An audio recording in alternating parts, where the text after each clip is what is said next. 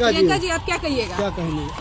अभी हम पटना सचिवालय थाना आए हुए हैं, प्राथमिकी दर्ज करने के लिए आए हुए हैं। देख लीजिए, प्राथमिकी दर्ज करने आए। मैं आपको बता दूं कि मैं प्राथमिकी दर्ज करने अपने सम्मान एवं बिहार की समस्त महिलाओं की गरिमा की रक्षा हेतु आज सचिवालय थाना में हम लोग साथ में आकर के प्राथमिकी दर्ज करवाने के लिए आए हुए हैं। आप देखे ही होंगे कि सोशल मीडिया या समाचार चैनल के माध्यम से एक वीडियो जो काफी तेजी से वायरल हो रही है, जिसमें आपको मैं बता दूं कि उत्तराखंड के भाजपा महिला मंत्री के नालायक उच्च मानसिकता को दर्शाते हुए वाला जो पति जी हैं, उन्होंने हमारी बिहार की तमाम महिलाओं के ऊपर आपत्तिजनक बयान जो दिए हैं, इससे कहीं ना कहीं हमारी बिहार की महिलाओं को वस्तुओं के रूप में, सौदा के रूप में शब्दों का इस्तेमाल किए हैं। आज हम तमाम महिलाएं इस बात से बता नहीं सकते हैं कि कितना हम लोग आहत हैं। इस दुख को हम आप लोगों को बता नहीं सकते हैं, लेकिन जहां एक तरफ सत्ता मौन है, वहीं दूसरी तरफ विपक्ष मरी हुई है और विदेश में जाकर के पार्टी मनाने का काम कर रही हैं। लेकिन यहाँ पे थाना प्रभारी के द्वारा अभी हमारी बातचीत हुई है। उन्होंने कहा है कि आप लोग कुछ देर इंतजार कीजिए, मैं अपने बड़ी अधिकारी से थोड़ा बातचीत कर लेता हूँ, उसके बाद आप लोगों को मैं जो भी निर्णय होगा वो आपको मैं बताऊंगा। लेकिन एक सवाल है हमारा कि उत्तराखंड एक पवित्र स्थल है, वहाँ पे यह नालायक उच्च मानसिकता वाला व्यक्ति, इसकी इतनी हिम्मत हो गई जो हमारी बिहार की महिलाओं को, यहाँ की बहनों को 20 और 25 हजार का रेट लगाने का काम करेगा। ये कितना बड़ा दुर्भाग्य है। क्या हम लोग भाजपा को इसीलिए वोट करते हैं ताकि हमारी बोली कोई भी आकर के लगा दे? हम अपने बिहार से बाहर जाते हैं तो अभी सुनने को मिलता है कि आप लोग तो 10 हजार में वोट बेच लेती हैं। अब सुनने को मिलेगा कि बिहार की बहन बेटी और आप लोगों की बोली तो 20 से 25 हजार में लग जाती है। यही अब सुनने को रहेगा ना हम लोगों को। तो बिहार की करोड़ों महिलाएं, बहन बेटी जो भाजपा को वोट देने का काम की हैं, एनडीए सरकार को वोट देने का काम की हैं, आखिर उनकी इस तरह की उच्च मानसिकता वाले उन्हीं के सरकार की मंत्री की पति ने जो बयान दिया, आज उनके ऊपर इन लोगों की आवाज क्यों नहीं खुल रही है? किस बात के लिए चुप्पी साधे हुए हैं? उद्योग मंत्री दिलीप जायसवाल ने कुछ दिन पहले एक बयान दिया था, कहा था कि सुबह का बोला हुआ बयान या बोली हुई बात शाम तक भूल जानी चाहिए। तो क्या अब मैं उद्योग मंत्री, बिहार के उद्योग मंत्री डॉक्टर दिलीप जायसवाल से मैं सवाल कर रही हूँ कि आप कह रहे हैं कि वो निहायत बदतमीज उच्च मानसिकता वाले व्यक्ति को माफ कर दें जिन्होंने हमारे तमाम बहनों के ऊपर बोली लगाने का काम किया है।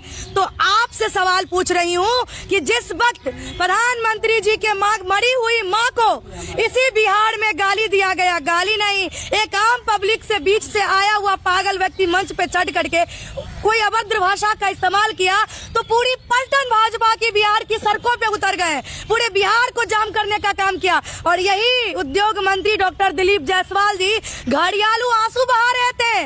वाह, कितनी तकलीफ थी उनके मन में प्रधानमंत्री जी की मरी हुई माँ को लेकर के।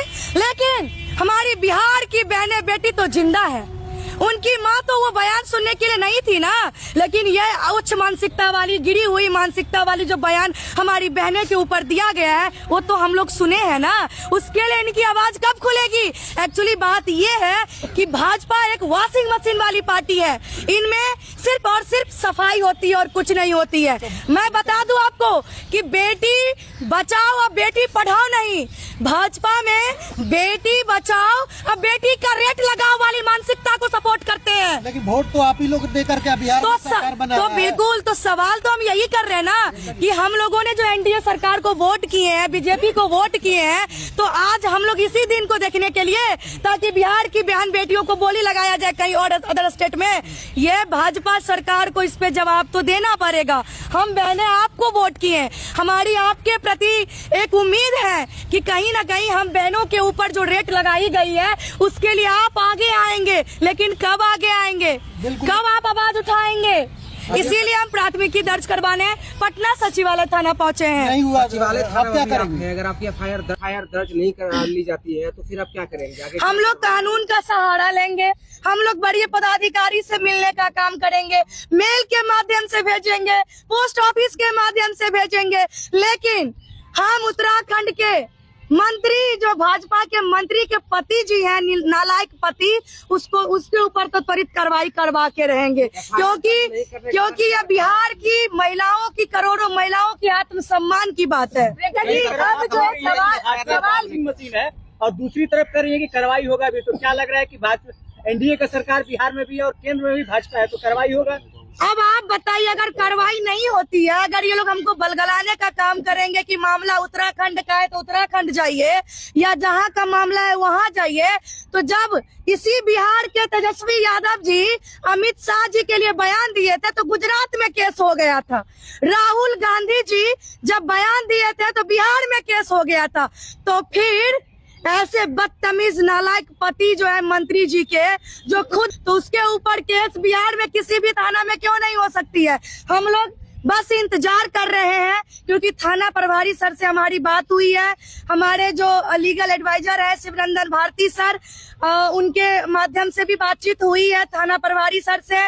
उन्होंने कुछ वक्त रुकने के लिए कहा है कि आप लोग इंतजार कीजिए, हम बड़े पदाधिकारी से मिलके थोड़ा बात करके हम बात बताते हैं। पुलिस प्रशासन का आपको भरोसा है कि आपकी बातों को सुना? देखिए प्रशासन हमारे आपके नहीं, किसी के बाप के, हमारे आपके ही है, किसी के बाप के नहीं है। और करेंगे, दुनिया कायम है। बिल्कुल, प्रशासन विश्वास किए, क्योंकि जितने भी प्रशासन है सभी के घर में बहन है ना, उनकी भी तो बेटी है ना, तो इसीलिए हमें पता है कि प्रशासन जो है सो हमारे आपके है, किसी के बाप के नहीं है, इसीलिए हमारी बातों को भी सुनी जाएगी।